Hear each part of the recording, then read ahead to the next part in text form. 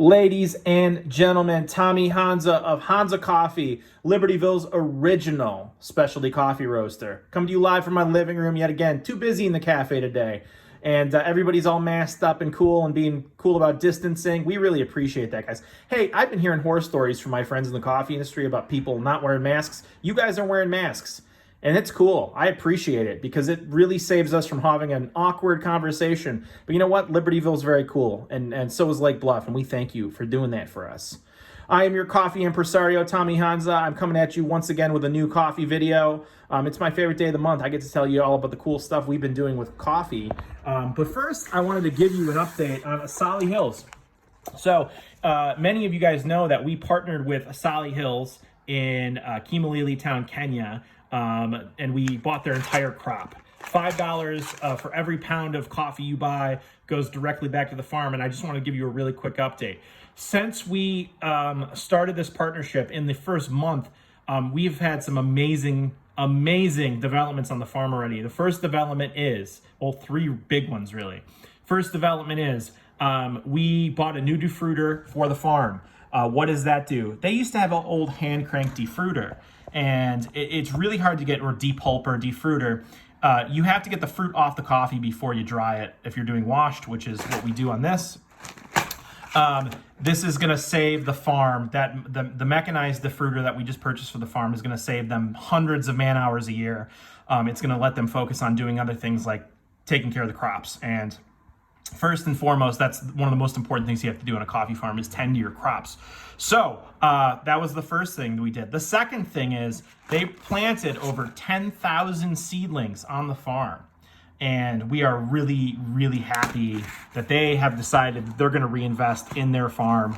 And the amount of coffee now that we're going to be able to get from Asali Hills, between the quality of the coffee now being higher and then just the sheer quantity is we're going to be able to probably bring the cost down of this a little bit next year and probably have better quality coffee. Costs will come down, but we'll still send $5 back to the farm every year.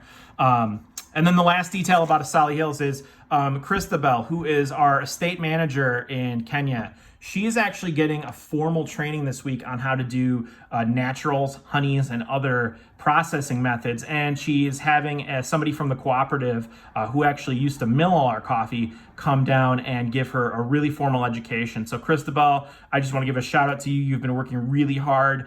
It was your birthday last week, and we just want to say thanks from Dan and your Uncle Chap and everybody here in the United States. We are beyond thrilled that you are investing in your education, and we are glad that this is turning into a career for you.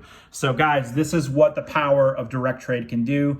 Get off my high horse about this, but I'm really happy and proud, and you guys are helping build a whole new sustainable community in Kenya. Thank you so much. Appreciate that. All right, moving on. Jumping into the new coffees for this week. I was looking through the coffee catalog in terms of what I can buy from my importers, and I saw an Indian coffee, a Robusta. Now, everybody always talks about a Robusta versus Arabica. All the coffee that we sell at Hansa is Arabica, except for this one. I actually brought in a Robusta. Me and Ted, Roaster Ted, tried this, and we thought it was really interesting. This is not a coffee that I would go out of my way to get usually. Robustas are not as fruity, not as floral. They're more, if you've been to Europe before, distinctly everybody goes like, why is coffee in Europe so different? Mostly because they're mostly using Robusta in their coffee. It's a little bit more of that earthy flavor, and there's double the amount of caffeine in Robusta that there is in Arabica.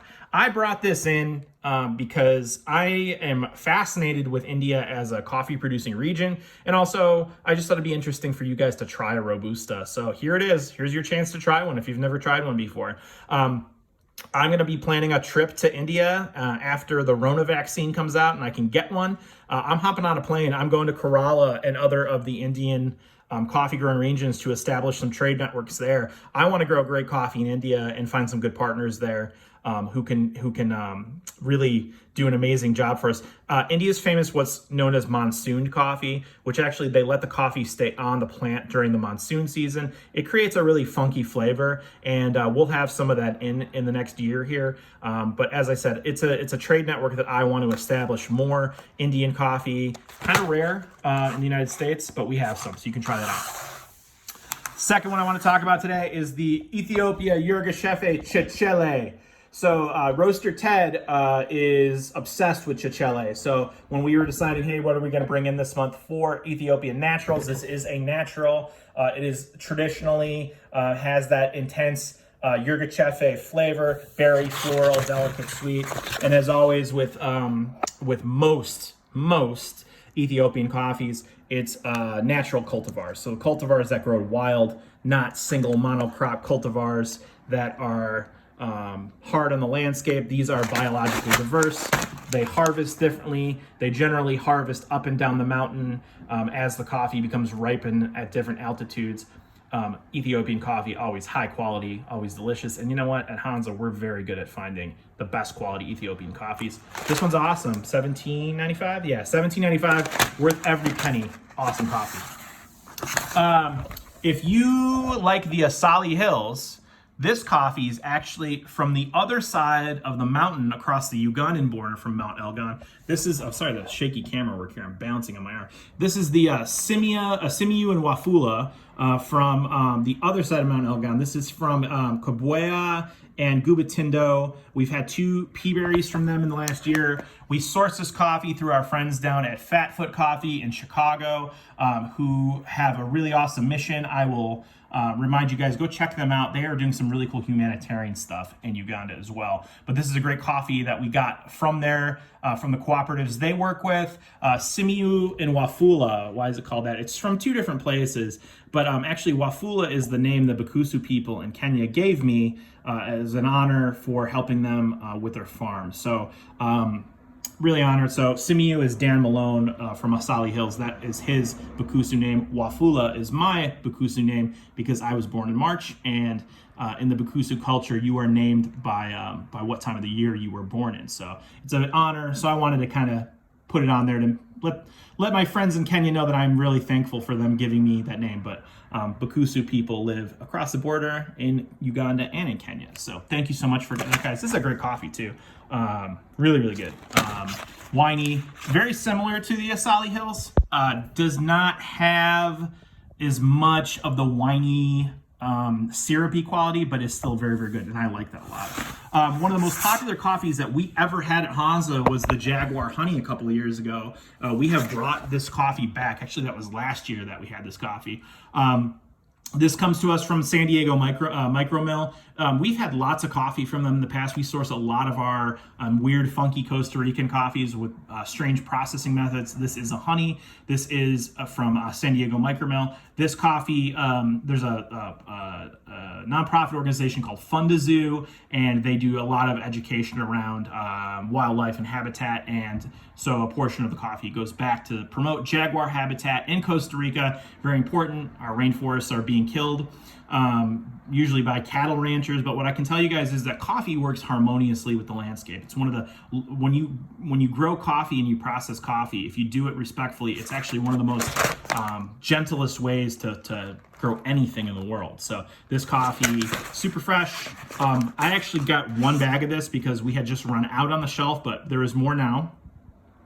I will tell you guys, if you want this coffee, definitely get multiple pounds of it if you like it, because this is a coffee that sells out super fast. It just does. It is what it is. Warning you now, so you've been warned. Lastly, but not leastly, one of my favorite coffees of the year so far, the Guatemala San Pedrana Pea Berry.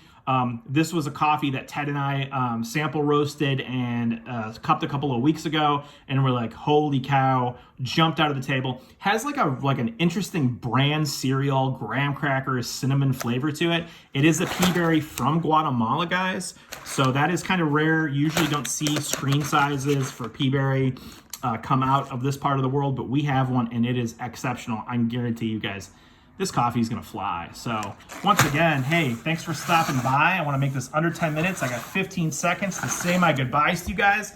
Remember, we offer free local delivery to all the towns listed in the checkout. Guys, thank you so much. Once again, Tommy Hansa of Hansa Coffee, your coffee impresario. I'll talk to you soon. Be well.